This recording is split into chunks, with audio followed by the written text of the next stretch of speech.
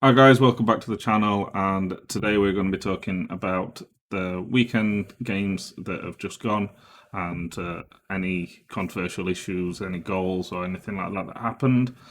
If you like our videos, please subscribe. Please drop a like on the video as well. Please put some comments on as well. What did you think of the games? Um, Check out our socials below and all that jazz. And check out all other videos as well of all the other games and our prediction videos as well. There's plenty more videos to come, so I hope you stick with us. So 5:30 on Saturday, we have Manchester United nil, Manchester City nil. And that's all that needs to be said about that game. Yeah, so I've got a Positive. habit of calling big games out when I do the predictions, and they being very, very poor games. And this was a poor game as well. There's really not much to talk about. There was a penalty appeal for Rashford. Um, in my eyes, it was a very soft penalty, so it shouldn't have even been a penalty. But it turns out that Rashford was offside anyway when VAR looked at it.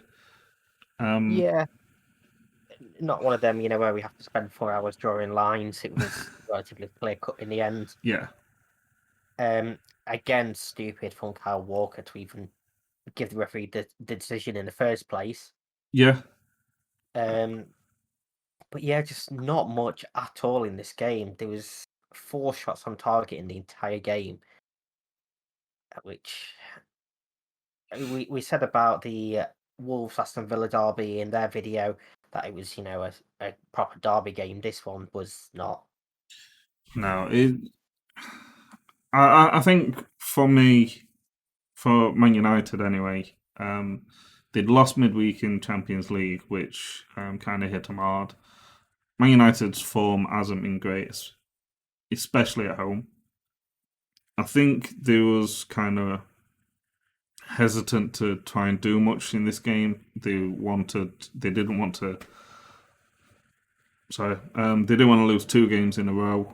They obviously never want to lose to Man City after last season, where we had a fantastic run of games against Man City, playing them 4 times, beating them 3 times.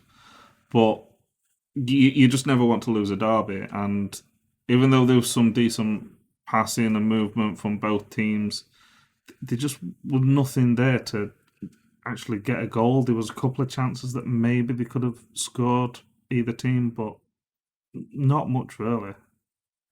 Yeah, I mean, neither team was really negative, like setup wise, but neither team really went for it either. And the fact that both teams only made one substitution or game as well just shows you it was a game that neither manager wanted to lose more than I think they wanted to win. Yeah, and I think if you have a look at it as well, Man City are a team that over the past couple of years they've been dominating the Premier League, and they're the team that no team wants to go against. They've always had that fear factor, especially with how many goals they've been scoring against teams.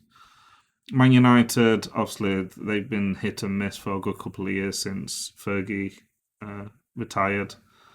Different managers, and you know, this season especially, they've just been really hit and miss. Struggling at home, struggling to even do anything in first half in most games. This is The the third home league game this season that Manchester United haven't scored, which is one more than the entirety of last season. Yeah, and you look at the goals that we're scoring when we go away. It, so you can't, you shouldn't be using like that as anything at all. Obviously, there were no fans as well, which maybe made this game more boring than what it was. Obviously, Manchester's still in tier 3 lockdown, so no fans are allowed in to Old Trafford. Did that have an effect? I definitely think the game would have been different if there was fans. Both sides of fans, a full stadium, definitely makes a massive difference. But it just looked like neither team, like you say, actually wanted to make any mistakes and lose this game, and it just made it a very boring game. Yeah, on Man City, this is now their sixth clean sheet in a row in all competitions since their last defeat against Tottenham. So maybe he's finally solved his defensive issues, but they're just not particularly scoring either. I So mean, he's got a £300 million defence at his fingertips, so I think he should have fixed the defensive issues. yeah, the interesting one as well for me is he left Laporte on the bench for this game. He didn't play at all. Uh, Perhaps a bit risky putting Stones in. Obviously, Stones is a good defender, but Mm. he's definitely the one of the weaker ones at Man City. He also Um, left Aguero as well. Obviously, Aguero's just coming back from an injury. He did play midweek, but is trying to phase back his comeback from the injury, which I completely understand. Um, he wasn't even on the bench either, so it wasn't even if he could just bring him on in the last 20 minutes to try and mix it up and change anything. And I think that might have been what they needed as well. I think either team just needed that. Obviously, we didn't have Cavani that we could have thrown on either. He was injured. But like you say, there wasn't many subs. Was that just because they didn't want to change too much and, again, concede a goal and lose the points? It, it was just nothing. And I think as well, you've got two different types of teams and two different types of managers here going against each other. We was talking about this before we started recording.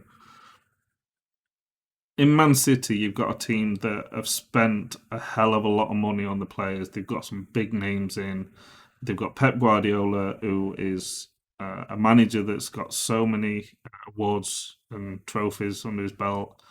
And I think what it's showing this season is that all the cups that he's won, all the trophies that he's won over the past couple of years with Man City, the league titles and that, you look at the team now and a lot of the players that was there before he came was decent, and obviously Aguero's having a lot of injuries. He's coming close to the end of his career. You've had the likes of Silver leave company and that lot, and the players that he's bringing in aren't really taking the mantle. And you've got a team like Manchester United where you've got Solskjaer, which is a not that experienced manager.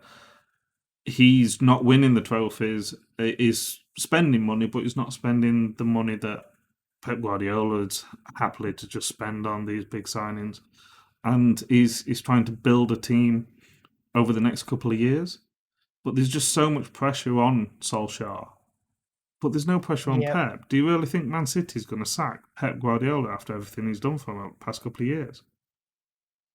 well, obviously they can afford to do it, but I currently see them sacking someone that they've just given a brand new contract to. Yeah, two My years. my biggest worry would be if I was a fan of either team was the fact that both managers have come out and said they were happy with that performance, Yeah. and there's no way they can be happy with that performance.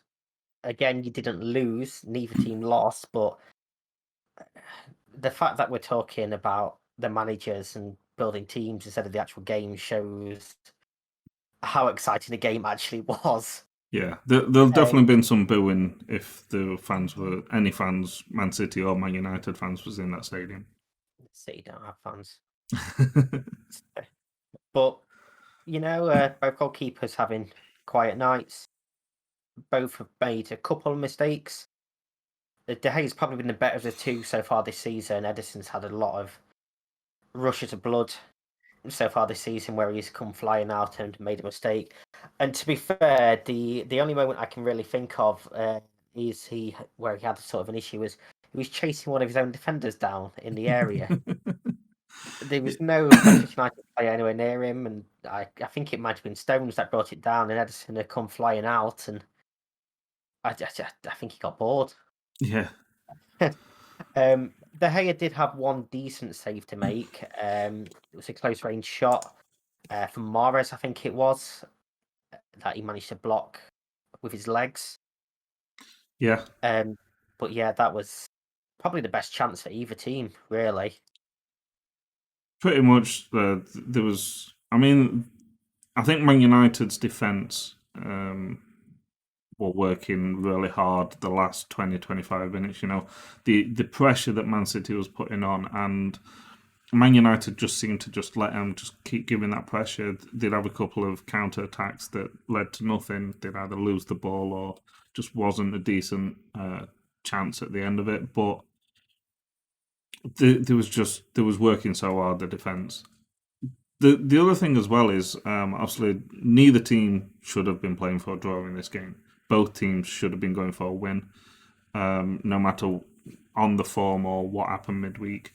But a win for either one of the teams could have put them in the top four as well. That's how big this game could have been.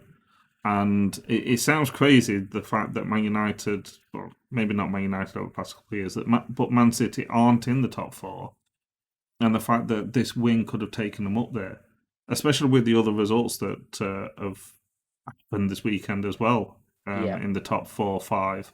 Obviously, go and check out all the videos where we talk about them, but this was a huge game for both of them, and both of them should have been going for that win.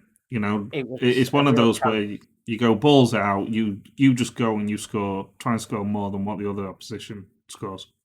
A real chance where one of these teams could have made a massive statement Mm, for the rest of the season. And in theory, any momentum that the teams did have, obviously Manchester United have come into on a decent run of form, especially in the Premier League. But any of that momentum that both teams have built up, for me, has been killed with this game. yeah. Because there's no way you can look at this and think, yeah, we can continue this. Um, and I think I'm perhaps more disappointed by Man City. And I've said this a lot this season, but we expect goals from them, and they just aren't doing it.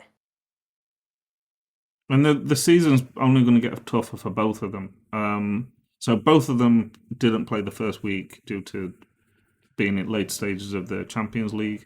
So both teams have got an extra game to catch up on at some point in the new year. Man United finished third in Champions League group, so they now going to be playing Thursday night football, which is tough on all teams that play Thursday night football. It's tough playing Tuesday, Wednesday in Champions League, but Thursday it just kind of knocks everything out of sync where you're playing Sunday, Mondays, and then Thursdays, and then Sunday, Mondays again.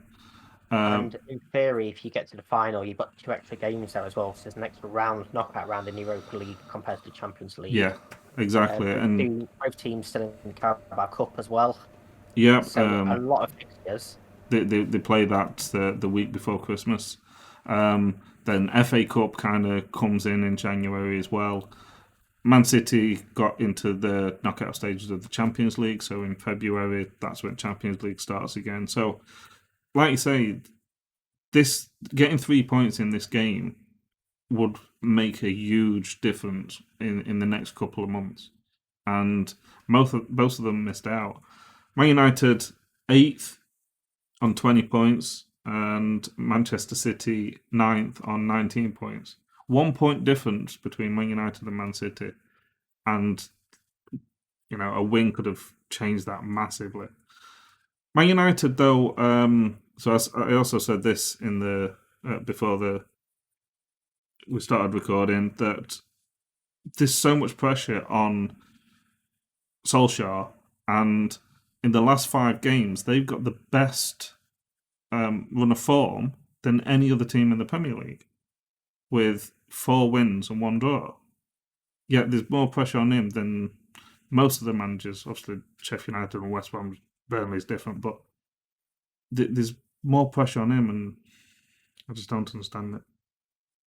Do you think it's because of the manner of the wins? The constant, pretty much having to come from behind to get these wins. Do you think that could be one of the reasons why people perhaps don't look at wins like they should? I think when it comes to Man United, I think maybe it's because of how long we went on a run of winning leagues and being up there, always challenging for the title under Fergie. And then since then, everyone's loved to see us fail. Everyone loves to see Man United not qualifying for Champions League or getting knocked out. Um, I also think Man United fans make a lot of noise when other teams fail as well, so that kind of puts us in the firing line. I'm always giving you shit for when Liverpool fail, and I get a lot of shit from Arsenal fans as well because I give them a lot of shit. So I think it's one of those where for so long we was one of the top teams, and now we're failing. Everyone's loving to see it. So I don't care. I like having the shit. I like having the banter. It's just when people start getting mardy when you give it back.